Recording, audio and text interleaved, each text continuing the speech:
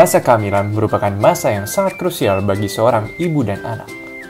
Masa depan seorang anak akan dipertaruhkan dalam perjuangan selama 9 bulan.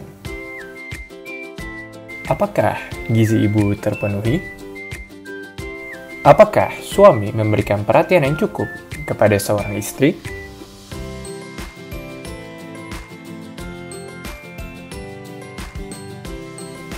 Kalau gini kan ada melihatnya.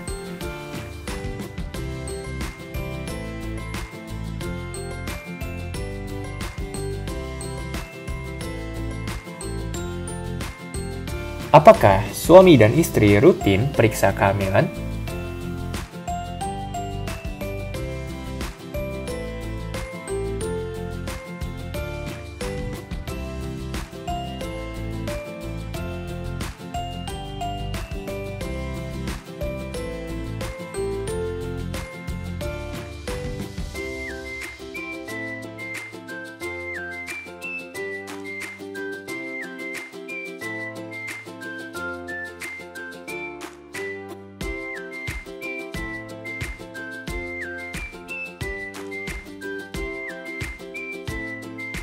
Sampai tiba waktunya sang buah hati berada di pelukan sang ibu.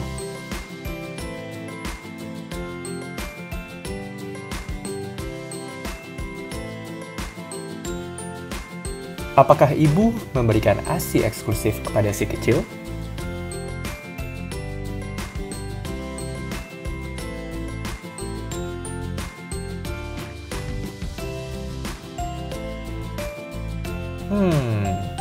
Kalau begini, gimana ya nasib kedua anak itu?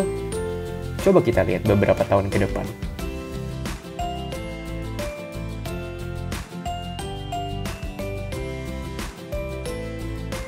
Loh, kok kayak ada yang beda ya?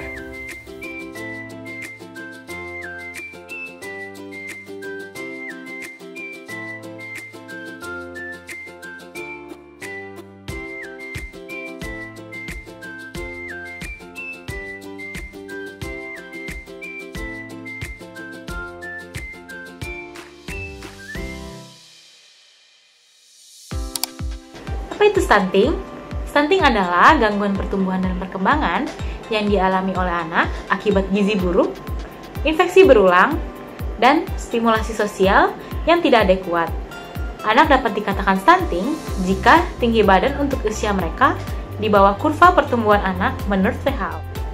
Stunting dapat disebabkan oleh faktor multidimensi yang tidak hanya disebabkan oleh faktor gizi buruk yang dialami oleh ibu maupun balita, seperti praktik pengasuhan yang kurang baik, termasuk kurangnya pengetahuan ibu terhadap kesehatan dan gizi sebelum maupun masa kehamilan, serta setelah ibu melahirkan. Kedua, belum optimalnya layanan kesehatan termasuk antenatal care, yaitu dengan rutin memantau perkembangan janin. Dan juga postnatal care, yaitu rutin melakukan pemeriksaan pada masa nifas. Ketiga, kurangnya akses makanan bergizi. Keempat, kurangnya akses air bersih dan sanitasi. Ada beberapa sumber air yang layak yang dimaksud, yaitu air minum yang terlindungi seperti air ledeng, keran umum, hidran umum, terminal air, penampungan air hujan, sumur terlindung, sumber bor atau pompa yang jaraknya minimal 10 meter dari pembuangan kotoran, penampungan limbah, dan pembuangan sampah. Yang terakhir, yaitu sering menderita infeksi di awal kehidupan anak, seperti diare dan cacingan yang dapat mengganggu penyerapan nutrisi pada proses pencernaan. Jadi untuk ciri-ciri anak yang mengalami stunting itu apa aja sih? Yang pertama, itu biasanya anak berbadan lebih pendek dibanding anak lain yang seusianya. Yang kedua adalah proporsi tubuh anak terlihat normal namun tampak lebih muda atau lebih kecil untuk seusianya. Yang ketiga, itu berat badan yang rendah. Dan yang terakhir adalah pertumbuhan tulang yang tertunda. Pencegahan stunting dapat dilakukan dengan cara pertama, mengoptimalkan gizi di masa 1000 hari kehidupan anak, sehingga ibu-ibu yang mengandung penting untuk mengetahui bahwa saat mengandung penting untuk mengkonsumsi makanan yang bergizi dan juga mengkonsumsi suplemen sesuai dengan anjuran dokter. Kedua, pentingnya untuk memberikan ASI eksklusif pada bayi hingga bayi berusia 6 bulan. ASI sendiri kaya akan zat mikro maupun makro dan juga protein whey dan kolostrum memiliki fungsi untuk meningkatkan sistem fungsi imun bayi, sehingga ASI sendiri dapat menurunkan risiko peluang untuk terjadinya stunting. Ketiga, pentingnya untuk memberikan MPASI kepada bayi hingga bayi berusia 2 tahun. Lalu keempat, terus memantau tumbuh kembang anak dengan cara membawa ke posyandu. Lalu terakhir, terus menjaga kebersihan lingkungan. Selain itu, pencegahan stunting juga dapat dilakukan saat masa remaja loh. Misalnya, tidak diet ketat, tidak malas berolahraga atau tidak malas bergerak.